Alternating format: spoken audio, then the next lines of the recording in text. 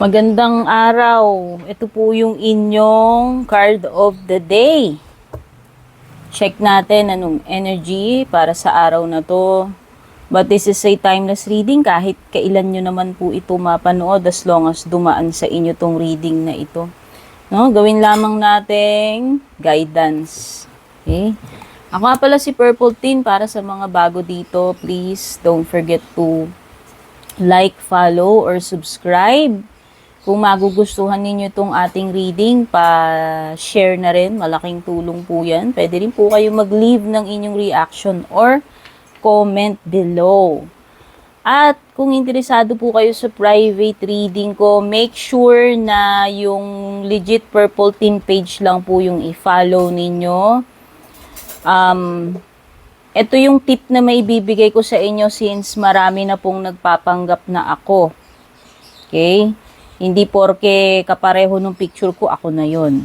Hindi porke yung name ko yung ginamit, ako na yon. Tandaan ninyo, never po akong mag-a-add friend or mag-PPM sa kahit kanino. Matik yan. Pag may nag-add friend sa inyo, nag-PM, hindi po ako yon. Kaya wag po kayong mag-entertain or makipag-transact doon sa mga ganon. Iwas budol. Okay? And by the way, thank you nga pala sa mga palaging nagpapadala ng stars. At ang top 1 ko dyan is si special shout out to Miss Yoli Soliman. Hello sa inyo dyan sa California.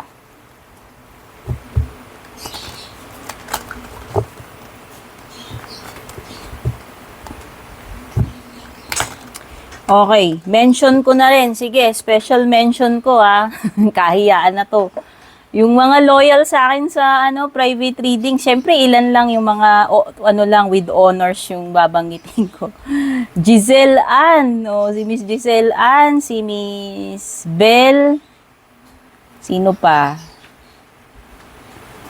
Madami yan eh, kaya lang yun, sige, yun lang muna yung banggitin kong names. Baka ayaw magpa-mention ng iba. At saka si Miss Irene, yan, Miss Irene. Okay, ito na yung inyong card of the day. Yan. Gamit natin, if you're curious guys, kung anong deck yung gamit ko, Good Karma Tarot by Kerry Ward, kung hindi ako nagkakamali. So, ito yung nahugot natin. Yellow na yellow yung aking cover and then yellow din yung deck. The Devil card reversed. Buti na lang. So, this is Capricorn energy.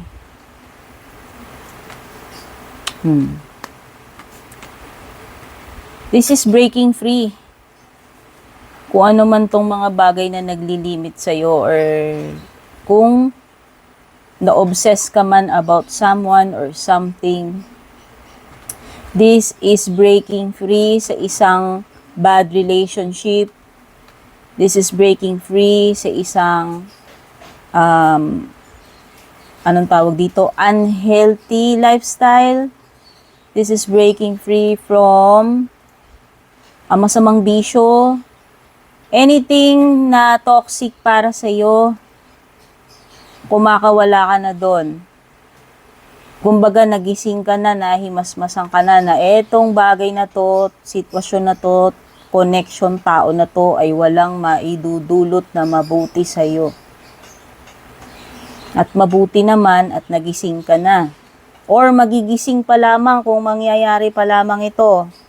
I'm not psychic or anything. Wala po akong control kung itong mga reading na ito ay nangyayari sa present sa inyo, nangyayari sa past, or mangyayari pa lang.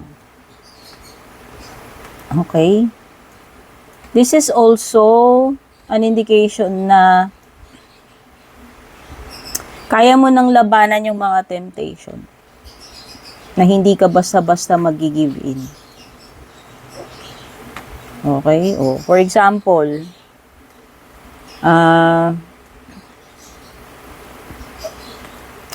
nalaman mo na itong person mo, ginawa ka palang escabeche. Pero noong una hindi ka aware, diba? Hindi mo alam eh. So, nung syempre ikaw, devastated ka, charot-charot, tapos Syempre, kung love na love mo yung person, hirap na hirap ka kumalas or mag-let go. Kasi, in a way, nag-e-enjoy ka dun sa connection kahit alam mong mali. Diba? Yun yung devil situation. Pero, once na na-realize mo na, okay, mali to, hindi ko dapat to ginagawa. Oo, kumagat ako, naging marupok ako, pero ngayon, gagawin ko na yung tama. Kakalasan ko na, hindi ko na siya kakausapin kahit kailan. Yun yung the devil reverse situation na pinag-uusapan natin ngayon. Yun ay example ko lamang. Maraming applications yan. Pwedeng sa health mo, no? Sa mga bad habits mo, like, nagsusugal ka, basta marami. Basta importante dito, you are no longer a slave pagdating dito sa bagay na to, sa tao na to, sa sitwasyon na to. Dahil na-realize mo na yung tama, mali. Na mas pinipili mo na yung tama, yung mabuti para sa'yo. Okay, so yan yung mensahe para sa inyo dito sa inyong card of the day. Love you all. Take care. God bless. Babush.